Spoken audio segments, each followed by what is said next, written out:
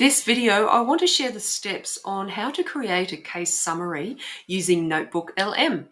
Now, if you haven't come across NotebookLM before, it is a Google AI powered tool and it is free and easily accessible if you have a Google account. Now, using the free version, what it allows you to do, it's pretty exciting, is it allows you to upload up to 50 sources of information. So that can range from different file types that you may want to upload and or links to different websites, etc.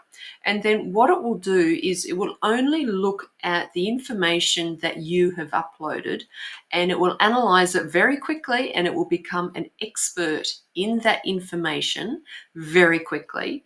And then you are able to then interact with NotebookLM through using different prompts, etc., to pull out and extract information in different formats in different ways.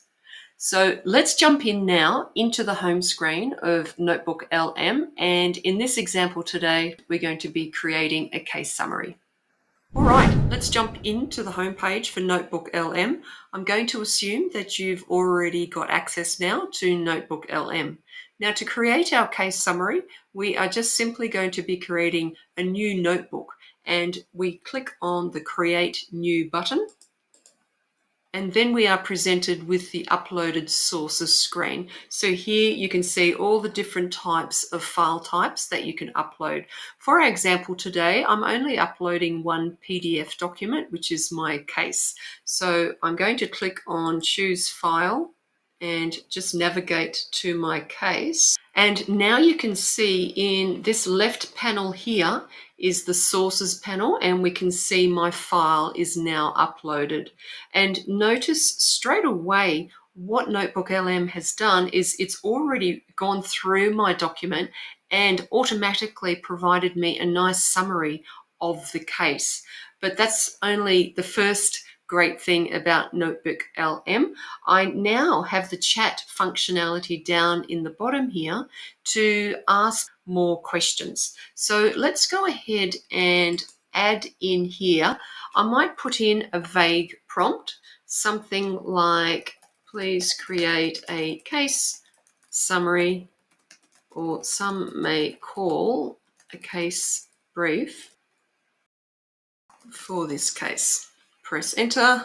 Great. So I'm going to have a pause right here and have a look at the details of the summary for this case. So looking up the top here, I've got the citation, and I might just make a note here for this video, because I didn't want to breach any copyright rules or laws. I am not using any versions of this case where the copyright is owned by someone else. So my example here is from a case from the High Court of Australia website, which is available to the public. So hopefully all good. So we can see up the top here the case citation, the party names, and let's have a look. So it's automatically giving me a facts heading, which is excellent. And what these round circles are, it will take me straight to where it got that information from, the particular pinpoint in my document. So straight away I can see where it's got that information from. But let's just continue scrolling down. I can see there's an issues heading, which is great, because all good law students know that we definitely need the key facts for the case. We need to know what the legal issues are. And then typically in a case summary, you would have a heading such as holding or decision or held. And then there's a heading that's also been provided here around reasoning. So what was the reasoning that the court held for the decision? So that's great to see. And I'm just scrolling down to see what else is here. The orders. So on a quick review, I think this is already looking better than what I received when I did exactly the same exercise in ChatGPT. So that is really good to see. Now, what is more exciting here though, and that is found over on the right-hand side in this panel called the Studio. So let's have a look at this now.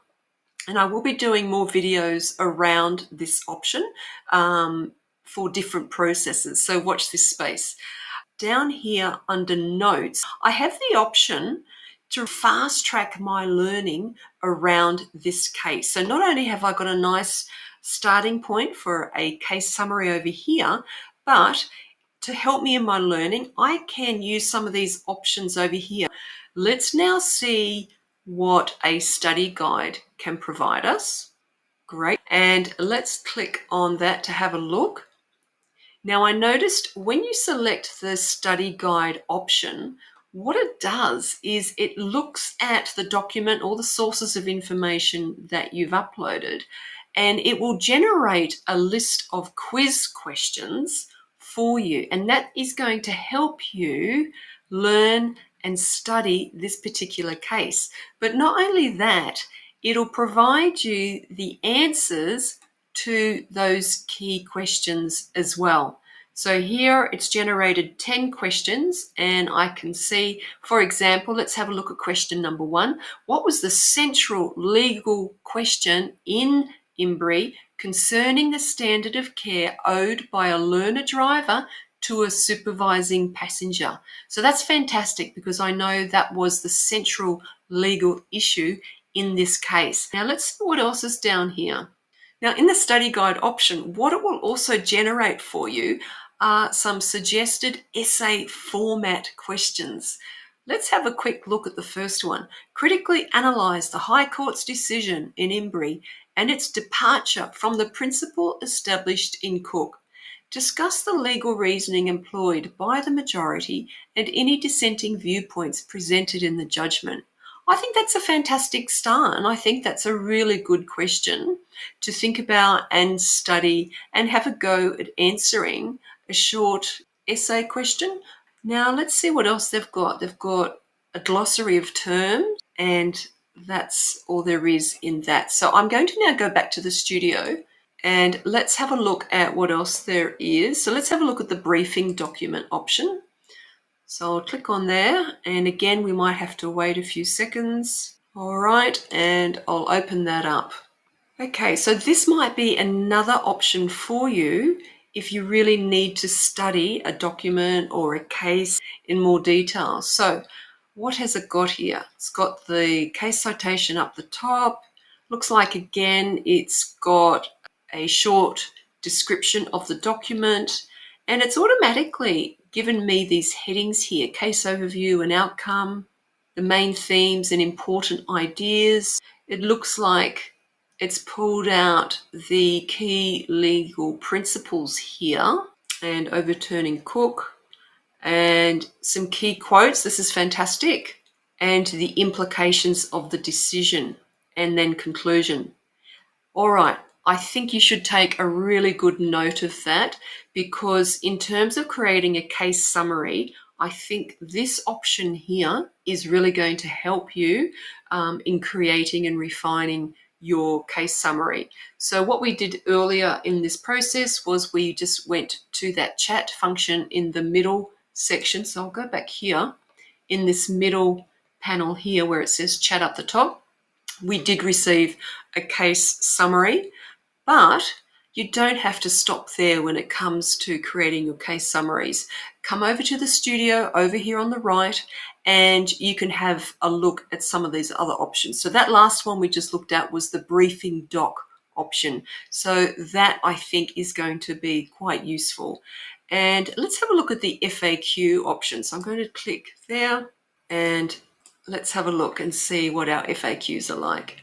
All right, so again, within a few seconds, it's looked at my one document and it's pulled out what it is estimating to be the commonly asked questions. And it's also provided the answers based on information only in that document.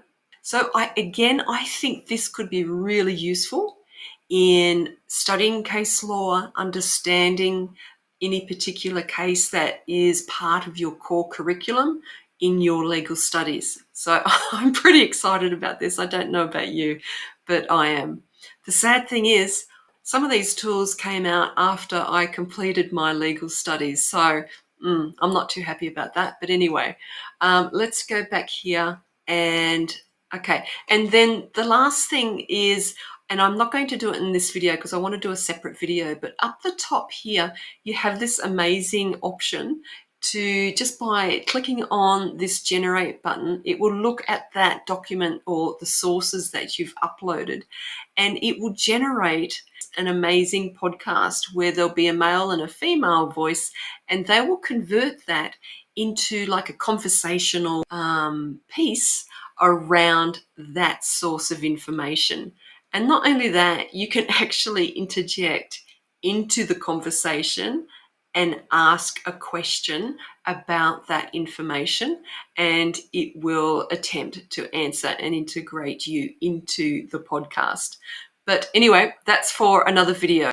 Now, warning, like with all AI tools, remember you always have to check and validate any information that your AI tools produce. All right, so please don't forget that. Never rely 100% on any AI tool. Now, even though NotebookLM is only looking at your source documents and it is not going out to other large language models and data sets, so the risks of hallucination are reduced for NotebookLM when compared to some other AI tools, but it can still hallucinate even using only the information that you provided. Okay, so please keep that in mind, and I will see you in the next video.